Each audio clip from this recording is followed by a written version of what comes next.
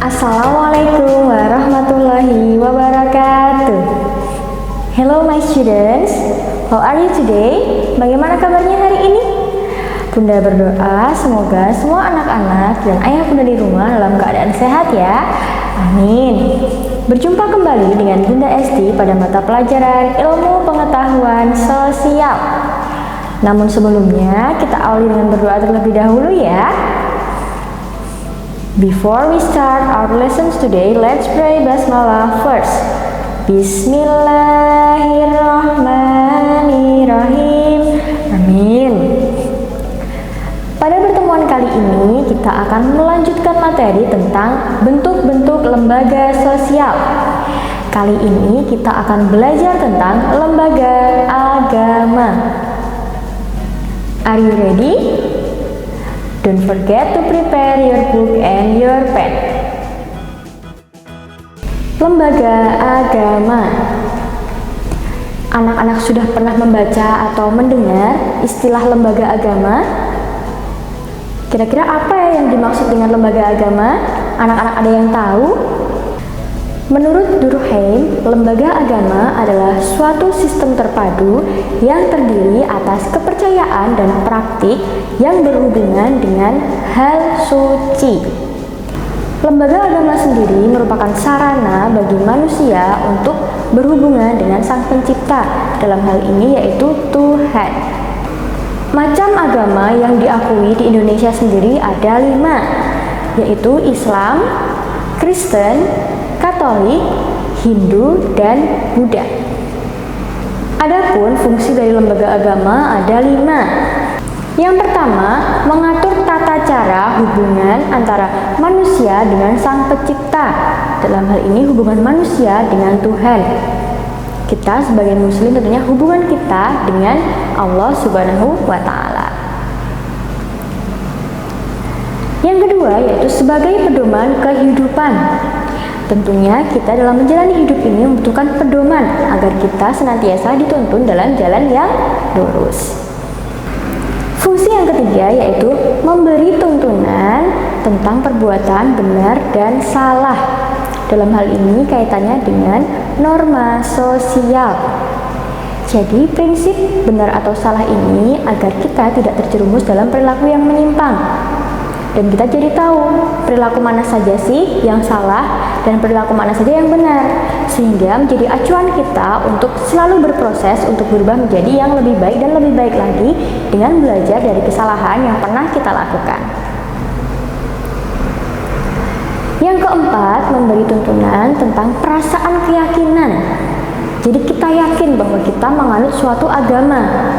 Misalkan kita sebagai umat Islam, kita percaya, kita yakin bahwa kita menganut agama Islam, dan kita percaya dan kita yakin bahwa Allah Subhanahu wa Ta'ala itu ada. Yang kelima yaitu memberikan identitas bagi manusia sebagai penganut agama atau keyakinan tertentu. Dalam hal ini, misalkan kita sebagai umat Islam memiliki teman yang berbeda keyakinan. Misalkan teman kita beragama Kristen, Katolik, Hindu, ataupun Buddha. Nah, di situ kita harus saling toleransi. Jadi kita harus saling menghargai satu sama lain meskipun kita berbeda keyakinan. Selanjutnya yaitu unsur-unsur lembaga agama. Ada yang tahu ada berapa unsur dari lembaga agama? Good. Ada 5 unsur dari lembaga agama, yaitu kepercayaan, simbol, praktik, umat, dan yang terakhir pengalaman.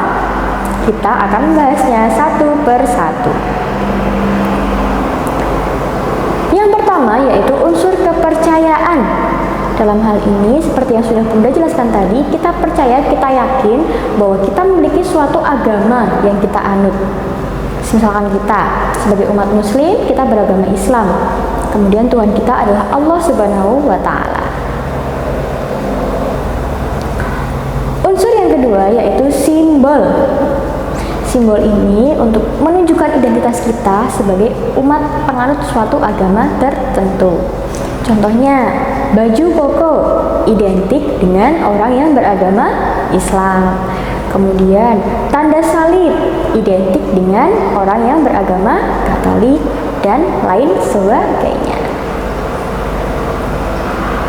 Unsur yang ketiga yaitu praktik atau tindakan kita dalam melakukan hubungan dengan Sang Pencipta, dengan Tuhan. Misalkan kita berdoa, kemudian kita sembahyang. Kalau untuk umat muslim berarti sholat, berpuasa, membaca Al-Quran, dan lain sebagainya. Unsur yang keempat yaitu umat atau penganut dari suatu agama atau keyakinan tertentu. Unsur yang kelima yaitu pengalaman. Pengalaman-pengalaman dalam bidang agama yang pernah kita lakukan. Misalkan pengalaman ketika pergi haji, pergi umroh, melakukan zakat, dan lain sebagainya. Nah, itu tadi penjelasan dari Bunda. Anak-anak pasti sudah paham ya? Jika anak-anak masih ada yang ditanyakan, anak-anak bisa menghubungi Bunda Esti. Jangan lupa untuk selalu mengerjakan kuis atau tantangan yang Bunda cantumkan di e-learning ya. Bunda tunggu. Marilah kita akhiri pembelajaran pada hari ini dengan berdoa terlebih dahulu. Before we close our lessons today, let's pray hamdalah together.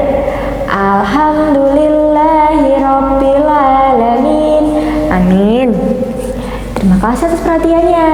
Semoga apa yang kita pelajari hari ini dapat bermanfaat. Jangan lupa ya untuk selalu mengerjakan tantangan dari Bunda. Semua anak teladan itu hebat. Bunda akhiri, wassalamualaikum warahmatullahi wabarakatuh.